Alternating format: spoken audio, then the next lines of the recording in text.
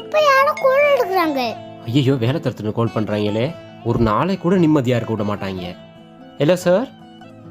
ஐயோ, காலையிலேருந்து சரியான மாதிரி வயிறு வலி சார், அதான் வர கிடைக்கல. ஓ, நாளை கண்டிப்பாக வந்துடுவேன். சரி சார், சரி.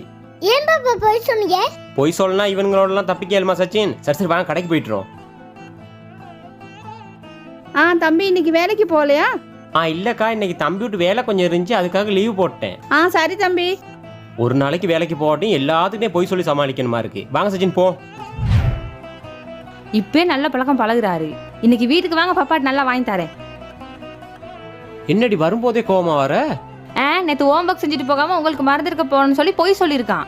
ஏன் சச்சின் போய் சொன்னீங்க? நீங்க தானே பாப்பா சொன்னீங்க தப்பி சொன்னா போய் சொல்லணும்னு.